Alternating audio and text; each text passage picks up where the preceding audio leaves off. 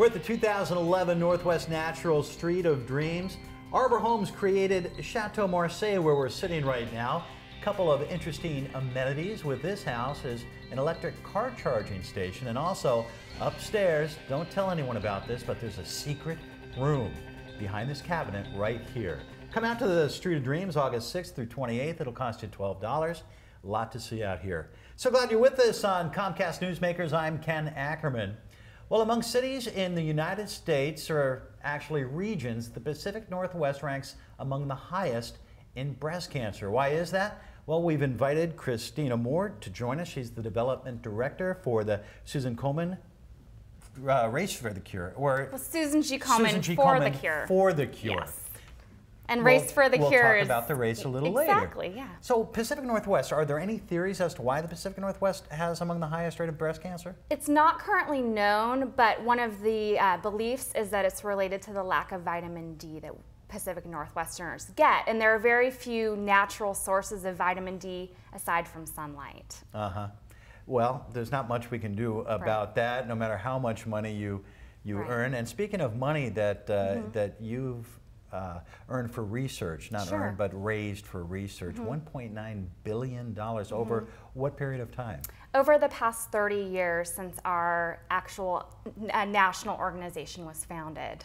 Now you're an entity that, that raises money, and then from there, where does it go? 75% of the money that we raise locally in Oregon and Southwest Washington, which is the region that we serve, that stays local, and we grant that money out for screening for women who are uninsured or underinsured. We work with other community organizations who deliver services, education, culturally appropriate outreach to women of other languages and cultures. And we also fund transportation for women that live in rural parts of the state and need assistance getting to screening and treatment.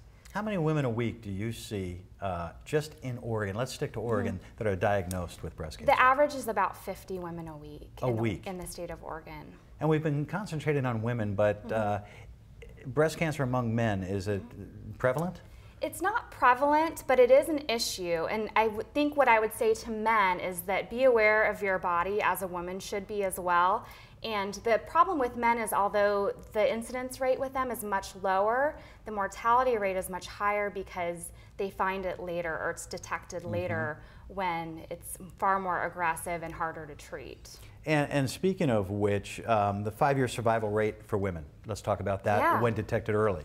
When detected early, it's greater than 98%, which is amazing, and that's why we feel like education is so important. We really want women and men to be on top of detecting it early. When it's diagnosed later, it's actually a 26% survival rate. So the gap in those figures is huge. Well, the money you've raised over the years is working because we've seen mortality rates on the decline, right?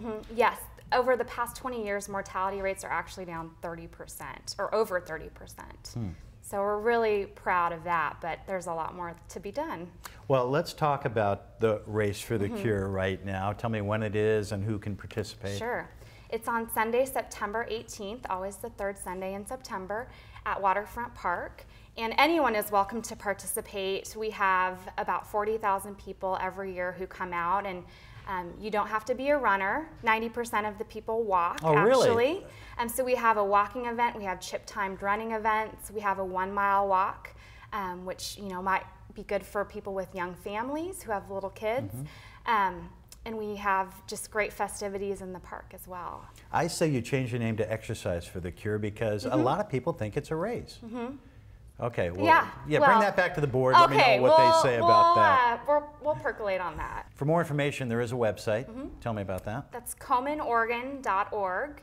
You can go on our website and register for the race, sign up to volunteer, and find out lots of resources for breast cancer and education.